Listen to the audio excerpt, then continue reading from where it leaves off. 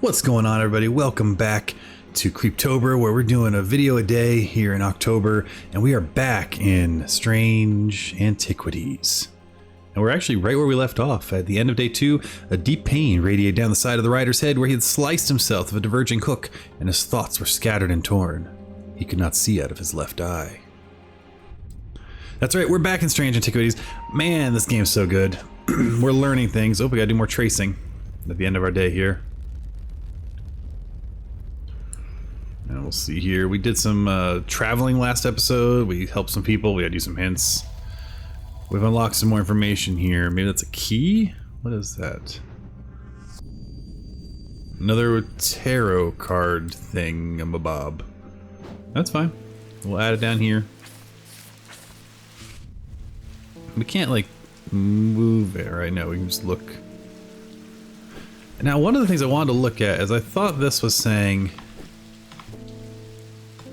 let's go, actually, I want to pop out of here.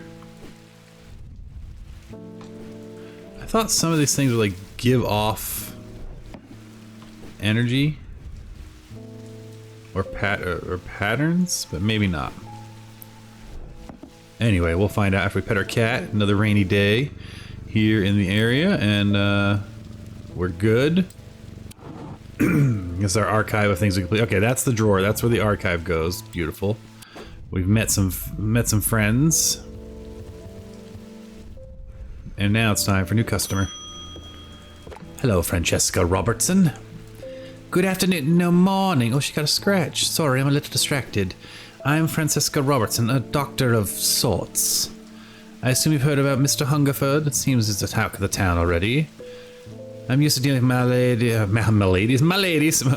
of an occult nature, but black eyes are certainly unusual. I've heard of something like this before, but I can see the same thing. Either way, I'm hopeful an evocant will have some effect. So we're going to go look at our artifact guide and see if we can find what an evocant is. Here we go. Oh. Alright, the stone items weigh the same as a man's heart according to popular myth. The truth is less dramatic, but the way these items are less important and should not stray more than a hair from precisely 1 pound. They are placed in the chests of those in a coma to draw them out on the chest, not in the chest. That would also end the coma. That would just kill them. Okay, so we're looking for something that weighs exactly a pound. Now we do know over here, if I come over here, we have a scale. And so we're looking for something that is precisely 1 pound. It's not that. I hope it's not this horrifying hand. Good, that makes me actually feel better about life. Let's see what we got. That looks a little heavier. No, I wanted to like kind of zoom in to see. Yeah, that looks like it's more than a hair over a pound. Ah, now that looks to be very close. So let's go back to our tome and see. It's a stone item. Truth less dramatic. Alright. This is stone. This looks like it weighs exactly a pound. Now we do have this thing of a bob, so let's try that. Nope. Yeah, I think it's gonna be this one. Lovely. Alright. Made of stone. Weighs exactly 1 pound. And we got some more stuff at the Daedalus link, which we can look at in a moment. And it's important when you're working with occult materials and items to always clean up. Temperance Parker. I had a quiet chat with Edmund Bishop in the Guilty Ram last night. He's always got an interesting story to tell, but last night he was different. I can tell he's worried, which has got me worried too. I know it's not much, but I'd like a shield charm all the same. I think I already know where that is. I think this is protection. But let's look at our book just to be sure.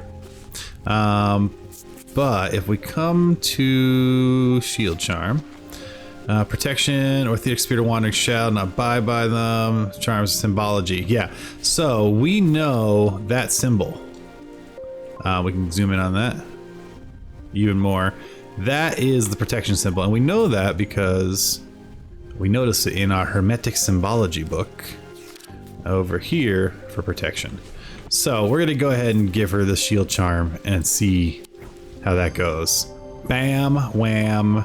Here's a pendant for you, ma'am. I hope it keeps your friend safe. Lovely. Now we also know, before I have that, I want to explore a little bit because we know that we have a note that says next store. Where is our store? Strange Horticulture. Okay, so Strange Horticulture is actually on the map, which is lovely. I love that. But we're looking for Strange Antiquities, which is number 29. And next door to us is the wine shop, maybe? Now, I don't know if that literally just means, like, next door. Ah, here we go. A proprietor, Mr. Kramer, begrudgingly grants me access to cellar when I explain to him Antiquities. Well, yes, take the lot of them out of here, would you? Can't say no to Eli, though he's done to me. But I like thought of all naturals in my cellar. So we got 3 items, which we knew from a note. If you're wondering, like, where did I know about these items from? Well, in our very first episode, we had a note down here that we found, reminding us that things were stored there. And frankly, this note can go in there. Beautiful, we'll close that. We still, thematic object of a field of sorts, invisible naked eye can be observed by placing an object over a thematic lens. We don't have a thematic lens yet. Okay, that was no more, whoa, out of that. No more exploring. Let's get a new customer. Hugh Langston. There's something I wanted to show you. I didn't like the look of it, so I left it where I found it. What if it's cursed? It's hanging behind an old shed, all overgrown of ivy. Let me draw a quick map for you. There. Okay. Alright, so we could probably go look at our map and find the location that's near a church with some trees and a little shed. And I think I want to do that. So if we look at our map, let's see here. Is there a church? Number 4 is a church. That's not the right church, though. Based on his trees and things, we're looking at maybe it's. Where did his picture go? Let's get out of here. Go back to his. No, I didn't mean to travel. Yeah, I should not come here. No, don't yell at. Oh dear, I got in trouble for that.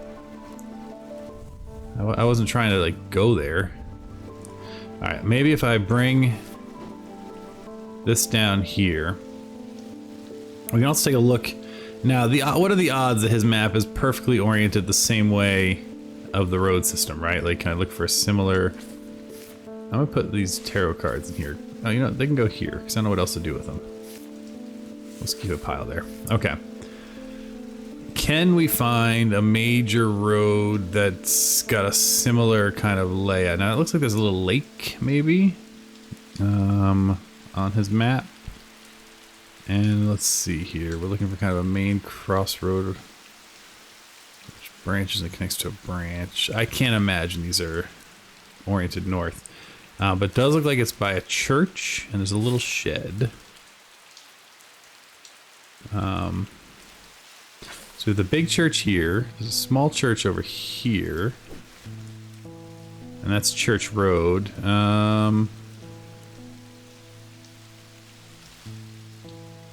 Is there anything in there that looks like a little lake? There is a lake. Oh, wait. If I rotate my head, does that work? I don't know that works. That could work. I'm looking for similar shaped lakes anywhere. I mean, how good? Oh, we can really zoom in. All right, we can get out of that mode. I think we're just going to keep this here until we are inspired, and see if we can find ourselves the proper branch of it. It could be up by that lake, but I'm not seeing anything that matches, so that might be another day's Mr. Wait a minute. What is that? That's me putting that away for some reason. Where is that? What? That's not even a place. But there's a shed, there's a lake. I wish I could rotate this. If that's the triangle bit there... Yeah, that doesn't feel right. We're gonna come back to that. We'll come back to that. That's a mystery for another day. Let's get a new customer. Verona Green. Eli's picked a bad time to leave Undermere. I've come from Hungerford House and I've been helping Dr. Robertson look at any clues about what happened there. There wasn't much to go on. I did find a shattered Oshatic vessel, but whoever did this was no creeping dark. It's a strange black stain on the flagstone floor that I like the look of. And the ravens, very unusual, but at least they seem to have dispersed. I don't know what to make of it. I'm going to take a trip to Gleeson Castle to see if Edmund Bishop can shed any light on their behavior. But first, I would like a Vesiger, whatever this is. We don't want it spreading. Alright, so, we're going to need some sort of containment unit for the occult. Called a Vesiger. There we go. Prevent spread of disease and pestilence, among other lies. Flames turn pale blue in their presence. Okay, so this is where we can use our candles by bringing our things over them, maybe? No. Just in case it is a pendant of sorts, we're gonna... Flames aren't turning blue. Ah, ha ha ha ha ha ha ha ha. Now that is interesting. We'll see if anything else does it. But methinks it's that one item.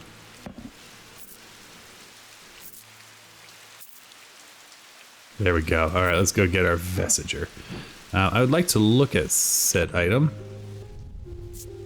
Nothing of remark. It's cool.